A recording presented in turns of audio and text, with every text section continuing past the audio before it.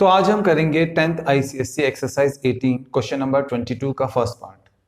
Question में हमने prove करना है cosec की पावर 6a माइनस cot की power 6a equals to thrice of cot square a product में cosec स्क्वायर a प्लस 1 होगा। ठीक है, तो हमने लेफ्ट हैंड साइड को राइट हैंड साइड के इक्वल प्रूव करना है, तो लेफ्ट हैंड साइड को नोट डाउन कर लेते हैं। लेफ्ट हैंड साइड हमारे पास में है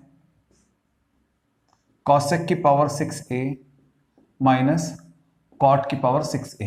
ठीक है, तो यहां पर हमारे पास में है cosec की पावर 6a माइनस cot की पावर 6a। इसे हम लिख सकते हैं cosec स्क्वायर a का whole cube minus cot square a का होल क्यूब, है ना, ऐसे लिख सकते हैं। स्क्वायर का क्यूब 6 है ना, तो हमने cosec की पावर 6a को लिख लिया cosec स्क्वायर a का होल क्यूब। इसी प्रकार से हमने cot की पावर 6a को लिख लिया cot स्क्वायर a का क्यूब। ठीक है, अब ये हमको कैसा दिखाई दे रहा है, ये हमको a का क्यूब माइनस b का क्यूब की तरह दिखाई दे रहा है। और जब भी हमारे पास में होता है a का क्यूब माइनस b का क्यूब, ठीक है, तो हम इसको लिखते हैं a माइनस b प्रोडक्ट में a square plus A B plus B square, है ना। तो इस आइडेंटिटी से हमारा cosec स्क्वायर a का cube minus cot square a का क्यूब हो जाएगा cosec square a minus cot square a product में cosec स्क्वायर a का whole square plus cosec square a into cot square a plus cot square a का whole square, ऐसा बन जाएगा।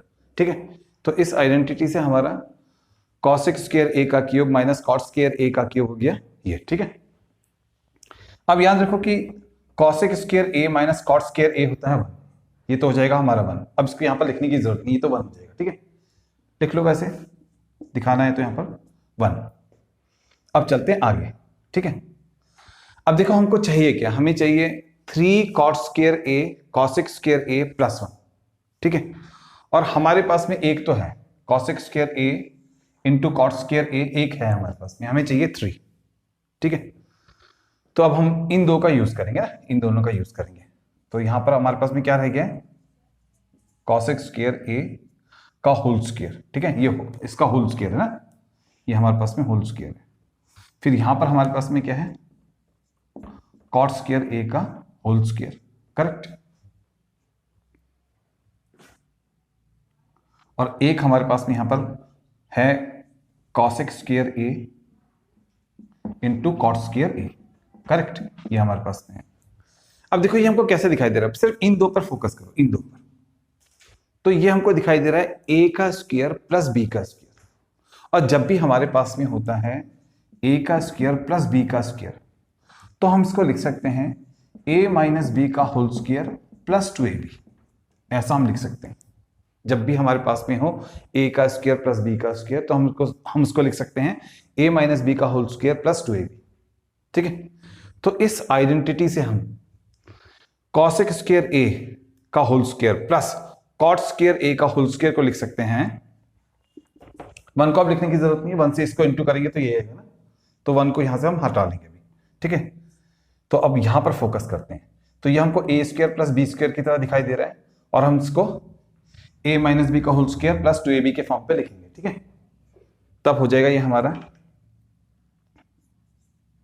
cosec square a minus cot square a का whole square plus twice of cosec square a into cot square a।